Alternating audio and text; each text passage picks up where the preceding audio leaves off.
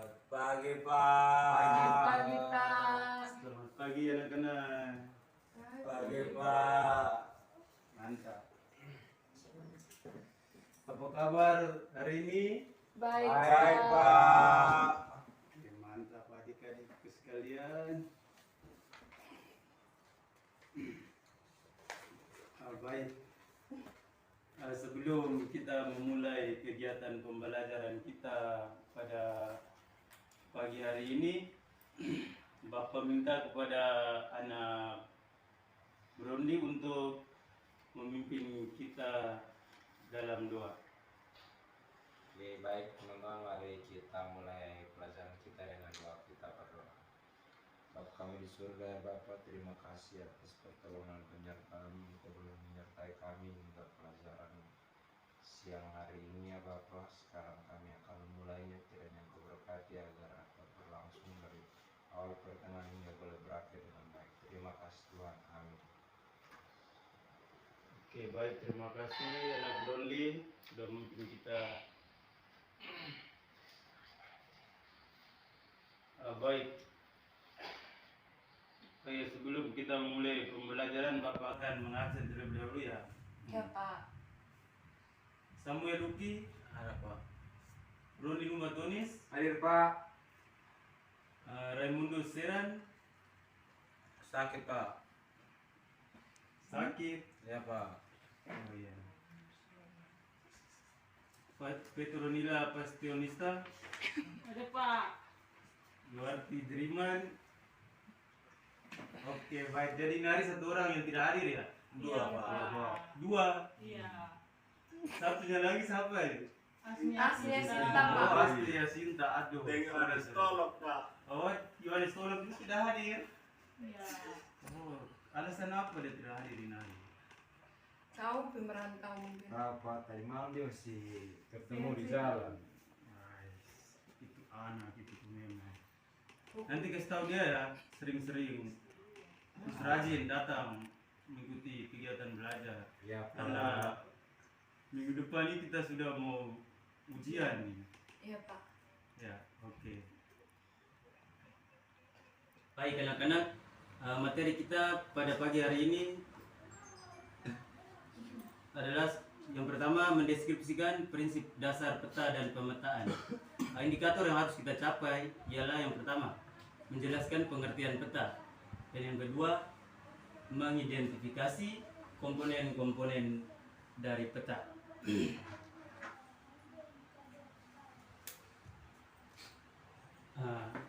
Oke, baik anak-anak, di sini ada yang tahu pengertian peta secara umum. Bapak minta kepada anak-anak semua untuk Sama. menjelaskan menurut Sama. yang anak-anak ketahui.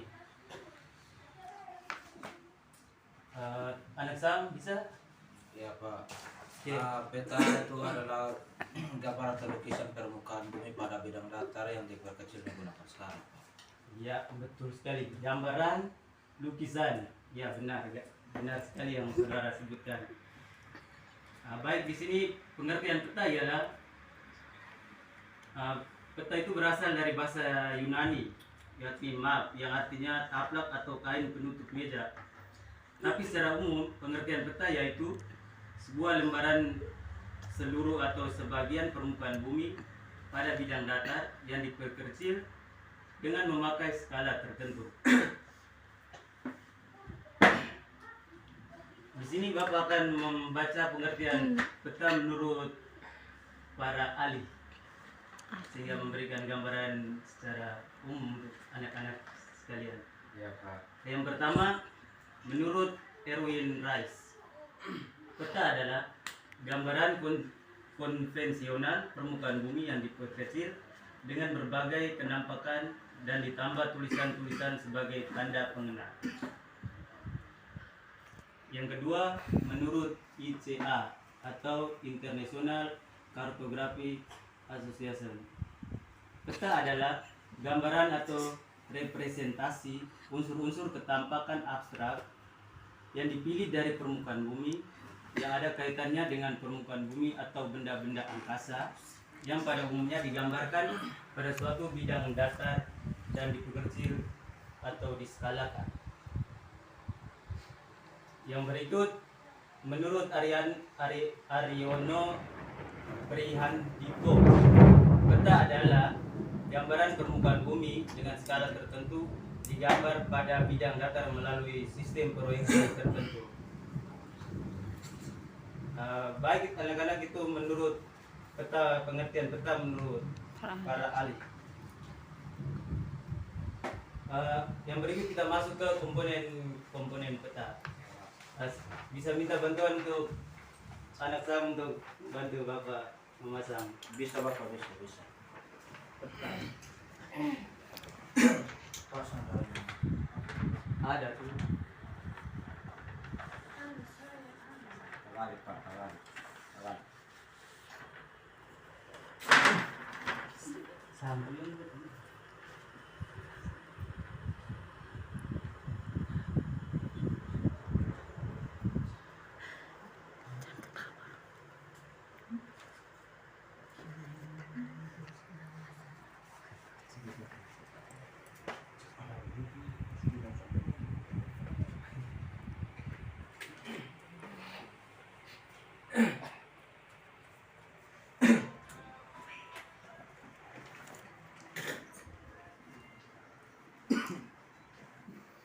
Oke, baik anak-anak, tolong diperhatikan di peta sini. Baik, di dalamnya di sini terdapat komponen-komponen peta. Bapak masuk yang pertama di bagian komponen peta yang pertama, yaitu judul peta. Bisa diperhatikan di sini judul peta. Judul peta ini mencerminkan dari isi peta itu sendiri. Judul peta sendiri diletakkan pada bagian atas, tengah, atau di bagian luar garis tepi. Bisa anak-anak perhatikan, ini judul peta kan terletak di bagian luar garis tepi, ya. Dan ini kan garis perbatasannya di sini. Bisa dipahami anak-anak? Bisa Pak. Oke, baik. Komponen yang kedua ialah mata angin atau petunjuk arah. Bisa diperhatikan di sini? Bisa Pak. Bisa. Jadi mata angin atau petunjuk arah berfungsi untuk memudahkan pembaca dalam menentukan arah-arah yang terdapat pada peta. Misalnya arah utara, timur, selatan, dan barat. Ya, Pak. Oke. Yang berikut skala peta. Bisa anak-anak perhatikan di sini. Di sini pada peta India tersebut skalanya 1 berbanding 25.000. Skala ini sangat penting dalam peta karena fungsinya untuk menunjukkan perbandingan antara jarak sebenarnya dan jarak pada peta. Pada skala peta tersebut dibagi menjadi 3, yakni skala angka. Misalnya begini anak-anak, 1 berbanding 2.500, artinya setiap 1 cm jarak dalam peta sama dengan 25 km satuan jarak sebenarnya. Yang kedua, skala garis. Skala garis ini dibuat dalam bentuk garis horizontal yang memiliki panjang tertentu dan tiap ruas berukuran 1 cm atau lebih untuk mewakili jarak tertentu yang diinginkan oleh pembuat peta. Yang ketiga, skala verbal, yakni skala yang ditulis dengan kata-kata. Yang berikut, komponen yang berikut ialah simbol.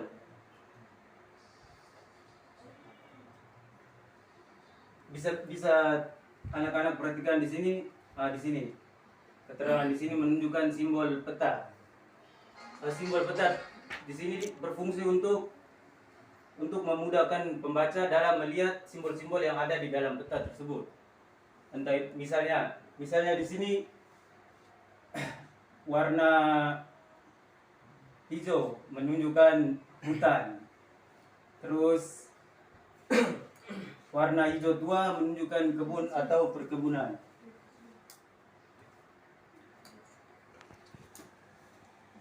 Yang komponen peta yang berikut ialah legenda. Legenda menjadi kunci untuk membaca peta karena berisikan keterangan-keterangan simbol yang terdapat dalam peta. Legenda biasa diletakkan di bagian kiri atau kanan bawah peta di sebelah dalam garis tepi.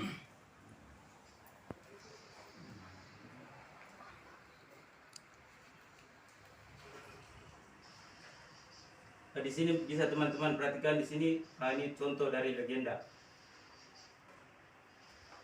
Sampai sini bisa dipahami anak-anak? Bisa. Oke, baik. Terus yang berikut, komponen peta yang berikut ialah warna peta. Warna peta digunakan untuk membedakan kenampakan atau objek di permukaan bumi atau memberi kualitas atau kuantitas simbol di peta. Di sini warna peta dibagi menjadi yang pertama, warna hijau.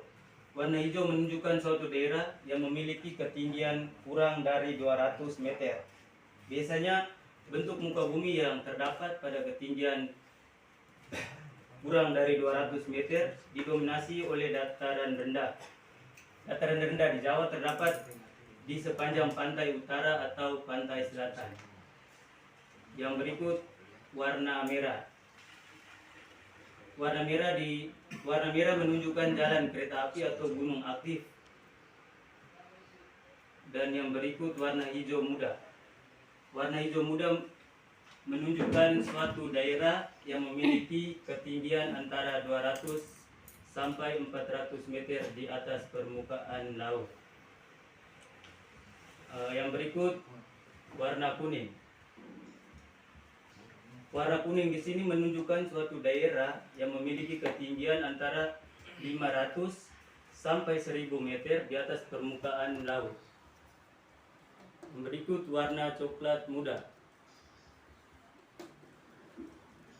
Warna coklat muda menunjukkan daerah yang mempunyai ketinggian tempat antara 1000 sampai 1500 meter di atas permukaan laut. Dan yang terakhir ialah warna coklat. Warna coklat menunjukkan daerah yang mempunyai ketinggian lebih dari 1500 meter di atas permukaan laut. Baik, yang berikut, komponen peta yang berikut ialah garis astronomis. Garis astronomis dibagi menjadi dua, yakni garis lintang dan garis bujur.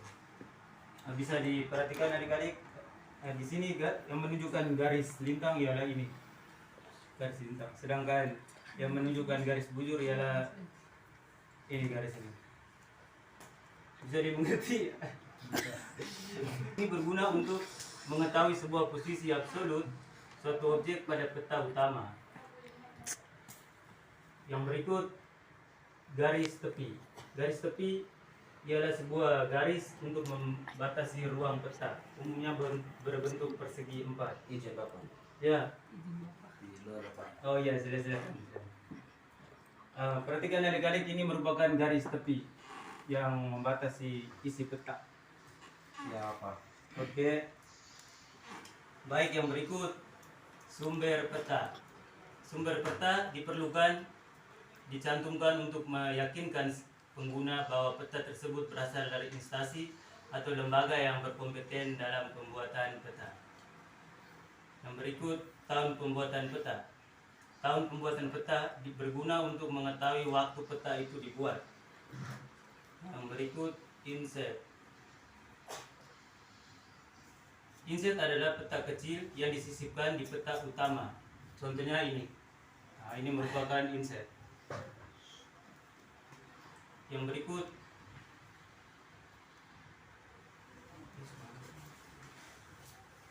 berikut tipe huruf atau lettering. Lettering berfungsi untuk mempertebal arti dari simbol-simbol yang ada. Contohnya di sini lettering dibagi menjadi dua, yakni objek hipsografi ditulis dengan huruf tegak. Contohnya ditulis dengan Yang berikut komponen yang terakhir ialah inset. Inset adalah peta kecil yang disisipkan di peta utama. Contohnya di sini anak-anak sekalian. Nah, di sini ini merupakan inset. Di sini inset dibagi menjadi 3, yakni inset petunjuk lokasi, di mana berfungsi untuk menunjukkan letak daerah yang belum dikenali. Yang kedua, inset penjelasan, berfungsi untuk memperbesar daerah yang dianggap penting. Dan yang ketiga ialah inset penyambung, berfungsi untuk menyambung daerah yang terpotong di peta utama. Oke, sampai di sini bisa dimengerti semua anak-anak? Bisa. Oke, baik. Kalau memang ada pertanyaan, Bapak persilakan untuk bertanya.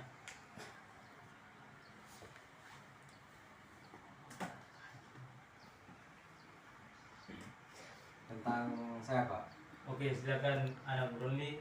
tentang garis lintang Pak. Ya, ya. Saya pernah dengar bahwa garis lintang ini Pak biasa disebut dengan garis khayal Pak. Ya, ya, ya. Itu bagaimana maksudnya Pak? Oke, baik anak-anak, sampai di sini ada yang mau bertanya, Bapak persilakan. Saya Pak. Ya, Brunli. Baik Pak, tadi kan Bapak telah menjelaskan tentang garis lintang dan garis bujur ya. Ya, benar. Nah, saya pernah dengar bahwa istilah garis lintang dan garis bujur ini sering disebut dengan garis khayal. Jadi saya ingin bertanya apa itu garis khayal sebenarnya? Kenapa sehingga dia disebut dengan garis lintang dan garis bujur? Oke, garis khayal. Oke, baik. Sebelum Bapak menjawab pertanyaan dari anak Brunli, Bapak persilakan kepada anak-anak yang lain untuk menjawab pertanyaan dari kawan kalian Brunli. Oke, Bapak persilakan. Saya Pak. Ya, Sam, Saya akan silakan. mencoba menjawab pertanyaan teman Brunli mengenai garis khayal. Jadi begini, kalau untuk garis khayal itu adalah garis, istilahnya garis menghayal Pak. Kenapa disebut garis menghayal? Karena garis itu sebenarnya tidak ada di permukaan bumi atau di kehidupan nyata. Keberadaan garis khayal itu hanya semata-mata untuk melengkapi, bukan untuk melengkapi Pak. Dia itu digunakan untuk membagi waktu membagi bumi atas dua waktu dan juga membagi bumi atas dua bagian. Belahan bumi utara dan juga bumi selatan itu digunakan garis lintang. Dan untuk penggunaan garis bujur itu untuk membagikan waktu. Mengapa menggunakan garis khayal? Karena seperti yang kita tahu bahwa bumi itu bulat, maka penggunaan garis khayal itu sangat berfungsi untuk membagikan dunia dalam zona-zona, baik itu zona waktu maupun zona iklim Pak. Terima kasih Pak. Oke, baik. Cukup jelas ya penjelasan dari anak Sam. Jadi seperti itu sudah anak-anak. Ini pengertian dari garis khayal.